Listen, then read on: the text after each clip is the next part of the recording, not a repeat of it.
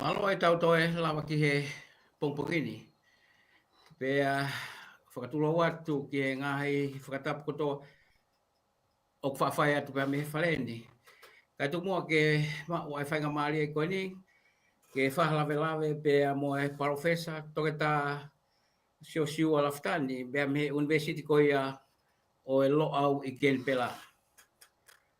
O koutu i koe maki i polkala ma whakao Speni pea mo e profesa, ke tawha a koe ni, ne o ulahi e pe na ngahi polkala ma ke ki he hoko atu. Pea koe kawenga ki he whiaf koe ni, o kukei ulwiringia ai whuka o tonga. Koe kawenga o kukei wiringia ai whuka o tonga. Pea koutui profesa koe kawenga mahui ngai ni, pea koutui o koe pe o hono whakahistoria. Kai tuke ki tātā lawe no atu pe, ai me au mao he mutua koe ni, o whelawe i mai to lalahi. Ai hanga o e whuka o e whonua. O koutui koe mea koe whuka whoki koe whainga hingoa whakaue site. Nā kai kia hingoa pehe e anga i te mau, ke anga i tuku au mai a historia. Ka kohono o mi he kau tangata, e kau tangata koe na o explore mai ngai potu tahi ke o kau mai whoki ai Pasifiki. Pea koki nau tolu na tokua na tau mau ai hingoa koe whuka. Pea koe whuka koe ni, e anga e te mauna, ai ngahi whuka lanu ke. Koe lanu pulu, e lanu hina, koe lanu kula.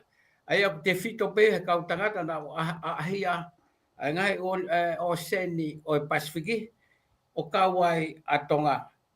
Pea koutui koe mahuinga ia o e kamkamata o e tāta atu, ai anga o e whakatukutu ki he whakakaukau ki he whuka, mo i huinga o ngahi lanu, mo ngahi whakalanu, o e whuka e ngai tapa kehe o anga ai whaka tukumai, mo e tukumai ai whuka Tonga.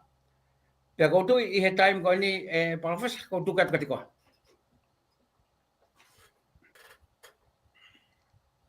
Malo apito, Reiko, wako whakata i pētā o sia ai whiaf koe ni, isa ai pong koe ni whaau koe tā porokalama.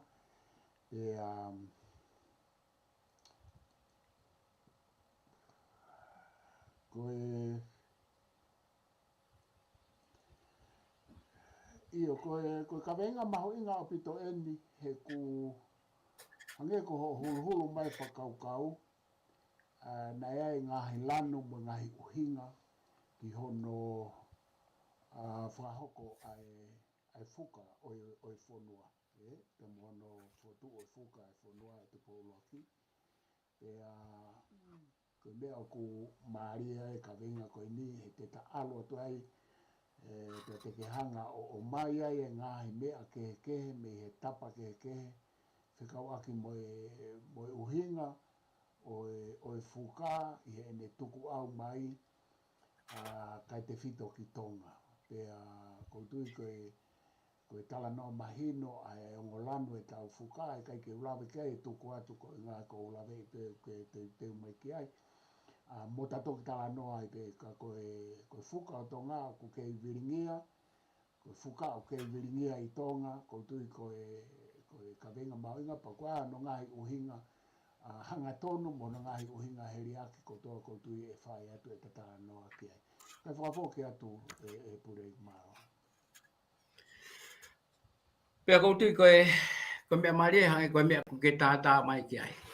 Ai tuku au mai o e hingoa o e whuka, ono omi pea me ngai whunua mo e kau tangata nana o ahahia ai o seni o e Pasifiki.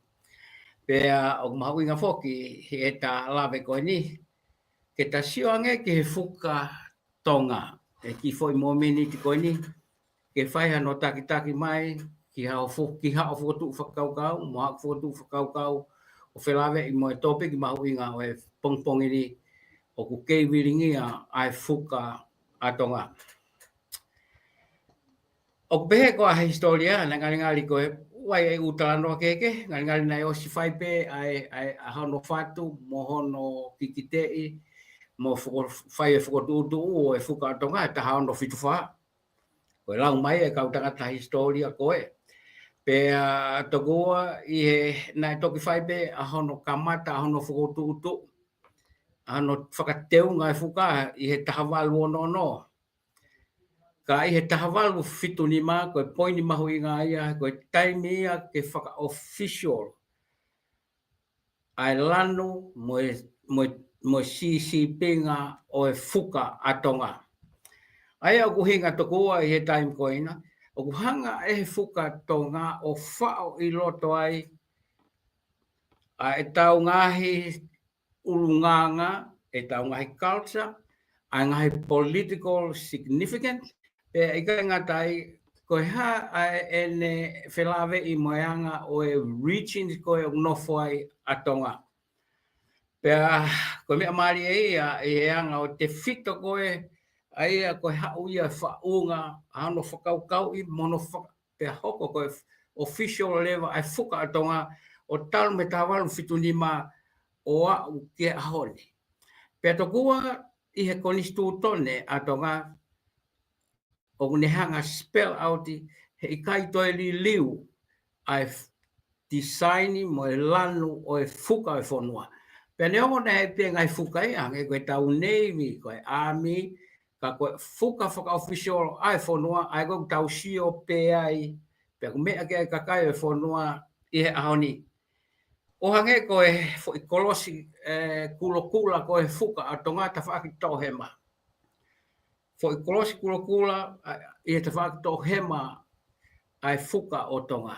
O kune hanga o whakamanatu ki tau tolu, ai fo i kolosi koe ni. Koe whonua pe koe kakai o kunau mo ui ake tui whakakaristiane a tonga. I he taimi koea o au peke taimi ni. O me mei whakafuafua ke laka ke pesete fitu e hiwanga furu tupu e kakai tonga o kunau mui ki he lotu whakakaristiane. Aia koe uhinga ia fo i kolosi koea i ta whaaki tau hema o e fuka o e whonua.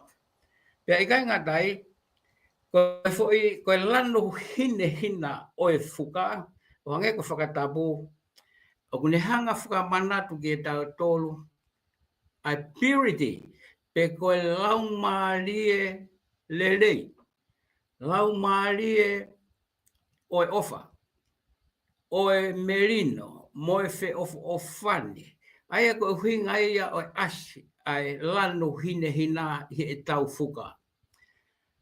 Pea koe lano kula, o ne hanga whakamanatu ki a tau tolu, koe whonua,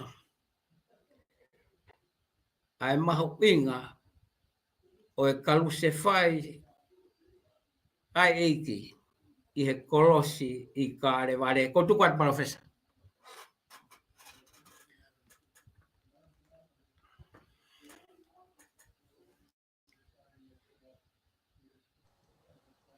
Koe hulu maho inga ia pa ko whenga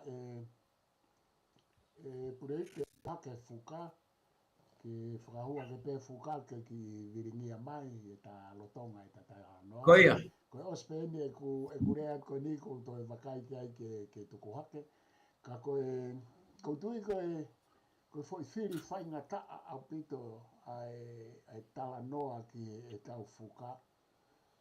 Ko whitanaki ki ai ahono lanu pa mo whakaukau Koia. o whahau ki e foi kolosi.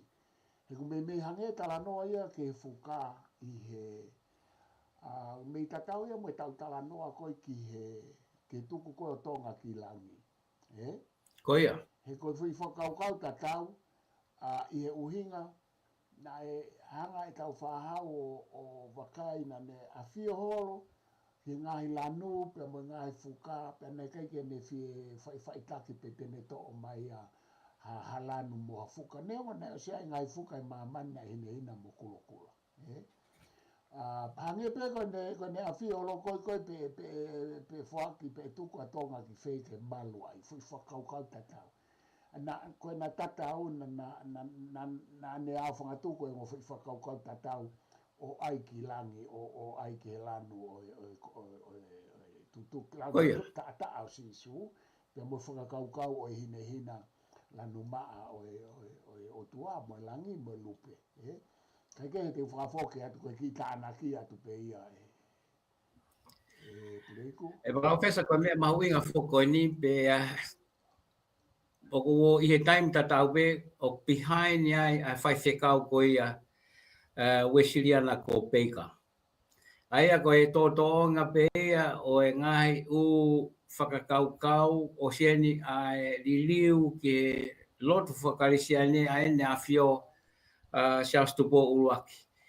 Pe na e kaunga lahi au pito e whai whekau ni ke tokoni ki hono whai a hono tukuato e ngai lanu, mo ngai whakaukau, ke ene awhio ke whai meai a ene whiri.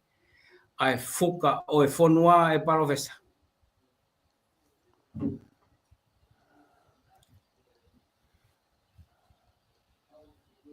Io isi o kohoko atu pe e pureiku kataka o whainga ke o hake fuka. Tako te koe tātā ia o e anga tuk ma historia po tu e te talere pe mo lawe i pe e taimi te tātara no ai ke topi ki mahuinga koe ni o ku kei viringia ai fuka o tonga. O koutui e Professor lahi ai taau e ngai wholonga mai ai whonua. I he ngai tapa kehe. Ka te teu tawhenga ke to lalahi pe ai whangaki me ai ke lava ke tāke kina mai pe ta toki nofo i he konga ki moe ke ta toki whakasio ange ai kawenga ko ha ene whelawe i mo u whakakaukau ku ta whakotu watu ko eni. Pe gofia kamata to lalahi pe. E anga e whanonga mai ai whanua i he mea whakasosiale, i he mea whakapolitikale, pe mo me a whaka ekonomika.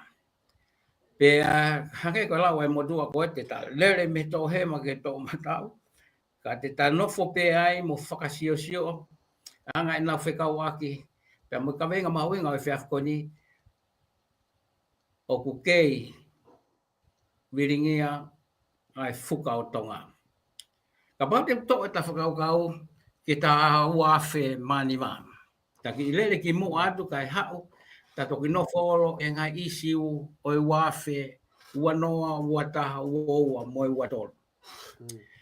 Ko tau ma ui ngai ni peta nao silawe ki ai. He kai te whawhaloroa. Ko tau wafe mani ma.